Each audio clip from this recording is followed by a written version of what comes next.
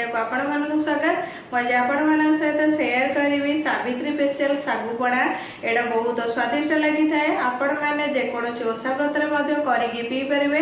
एटा पेट थंडा होई थाए आ बहुत भल स्वादिष्ट लगी थाए। आशा करुचे आपण मानक मोर ए रेसिपीटी भल लगिवो। जदि मो रेसिपीटी भल लगिवो ताल मो चैनल को लाइक करेंगे, सांग सहित शेयर करेंगे। आदि मो चैनल नुआ अच्छा ताले प्लीज सब्सक्राइब करने को भूलिए। जदि एमती नुआ नुआ वीडियो नोटिफिकेशन चाहते ताले बेल आइकन को प्रेस करने को भूलिए।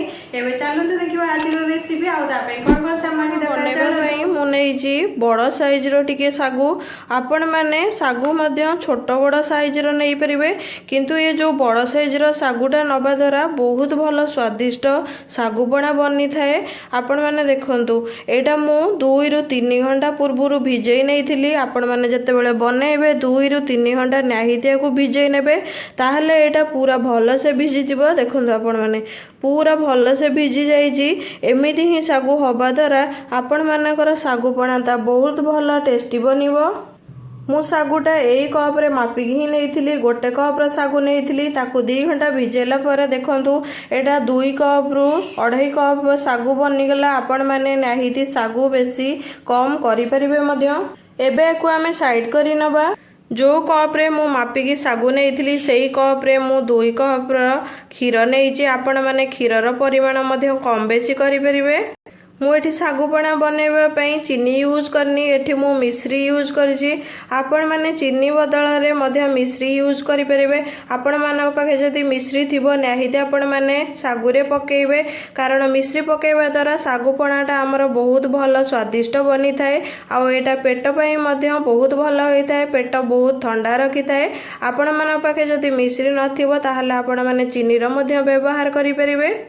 पणारे पकेबा मु अल्प किछि नहीं, काजू आउ पिस्ता बादाम नहीं, अल्प किछि किसमिश अल्प किछि नहीं। आपण मान पाखे जदि अलगा किछि ड्राई फ्रूट थिबो मध्य आपण माने व्यवहार करि परिबे। मु एठी सजेबा पई टूटी फ्रूटी यूज करिछि। आपण माने मध्य चेरी रो यूज करि परिबे। एटा बहुत भल सुंदर देखा जिवा सहित स्वादिष्ट मध्य भल लागि थाए पणा। गोटे चामच मु गोलमरिच गुंड नहीं, आपण माने निहिति गोलमरिच गुंडर यूज करेंगे, कारण यहाँ पणा को 2 गुणा स्वादिष्ट करने सहित पेट पे बहुत भल होता है। स्वाद अनुसार लुणर व्यवहार करेंगे। आपण माने पणा बनवाई मु यही सबू फलर व्यवहार करी। मु नहीं अल्प किछि डालिंबर मंजी, ताकू आपण माने मध्य कम बेसी नहीं पारे।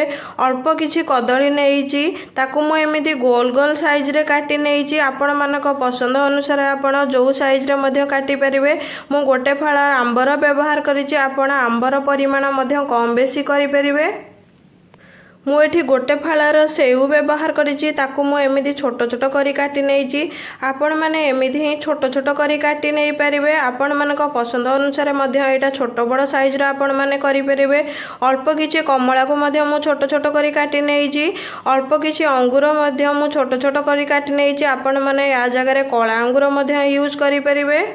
मुझे गोटे फालार नड़िया को मध्य कोरी नहीं। आपण माने नड़ियार परिमाण मध्य कम बेसी यूज करें, कारण जो अनुसार आपण सागु व्यवहार करेंगे से अनुसार आपण नड़ियार परिमाणटा कम बेसी मध्य करें। मुझे 3टा लिचु कोली नहीं। आपण मानक पाखे जदि लिचु कोली थी आपण व्यवहार करें, नहले आपण माने बिना लिचु कोली मध्य बनई पारे पणा। किंतु लिचु कोली पकेबा द्वारा बहुत भल स्वादिष्ट लगी थाए पणाटा। एबे चलतु आपण मानक मु देखौछि पणा केमिति प्रस्तुत करिबा। आपण माने सबु ओषा व्रत रे मध्य आकु खाई परिबे। आउ आपण माने याकु मध्य पीले आपणकर पेट बहुत ठंडा रहिबो। आपण मानकु दिन सारा मध्य भोक लागिबनी। देखंतु मु ग्राइंडर रो बड़ जारटा नैछि, सेथिरे आमे जो सागु भिजे की रखिथिले सेटा देई नबा। आपण माने सबुतक सागु ही देई नेबे, अल्प टिके रखिथिबे जोटा कि आमे पणा बनै सारला परे मु आपण मानकु देखिबे केमिति पकेबा। एबे एथिरे आमे जो फळ सब को काटिकी रखिथिले ताकू पकई नबा। एबे प्रथमे मु एथिरे जो कदली काटिकी रखिथिले सेटा पकई नबा। कदलीटा आपण माने चाहिले एथिरे ग्राइंडिंग करिवे, नचेत छोट छोट करी मध्य काटिकी पकई परिबे।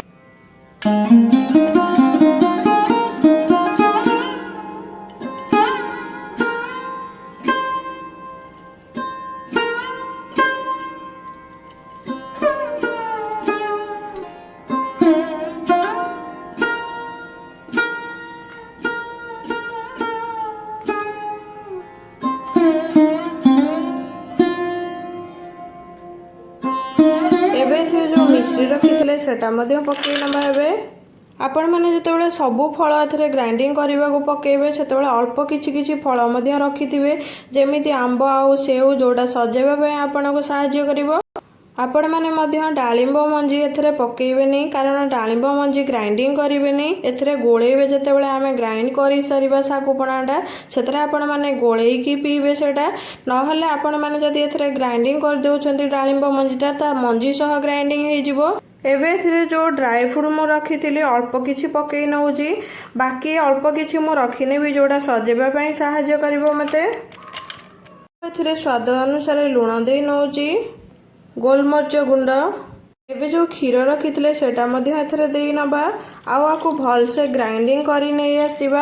आपण मैंने देखिए जिते ग्राइंडिंग करेंगे पूरा आपण भल से ग्राइंडिंग करेंगे जमी पूरा प्लेन हो आसीबो। एबे देखंतु मु सबको ग्राइंड करी नहीं आसी देखंतु एमिति ही हल्का बहलिया टाइप रो हेइथिबो आउ प्लेन की बटा हेइथिबो सेमिति ही आपण माने ग्राइंडिंग करेंगे पूरा भल से। देखो पणा को मु रेडी करने एमती 2टा ग्लास नहीं आपण पाखे जेमी साइज रो ग्लास थी आपण मैंने यूज करें। एबे हमें जो ग्राइंड करके आनी सेटा एथिरे देई नबा आपण मानकर जेतिकी इच्छा आपण माने सेतिकी मध्य व्यवहार करि परिबे।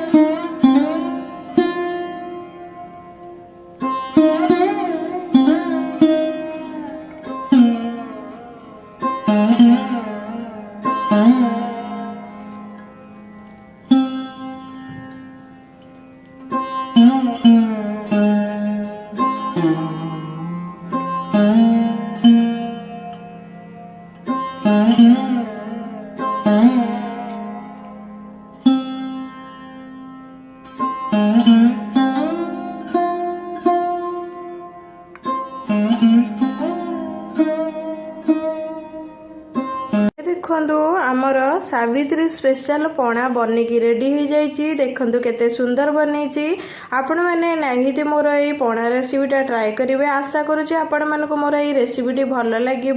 जदि आपण मानक भल लगे ताल मो चैनल को लाइक करेंगे सांग मान सहित शेयर करेंगे आदि मो चैनल नुआ अच्छा ताले प्लीज सब्सक्राइब करने को आपण मैंने एमती नुआ नुआ वीडियो नोटिफिकेशन चाहूँगी ताहले बेल आइकन को प्रेस करने को भूलें।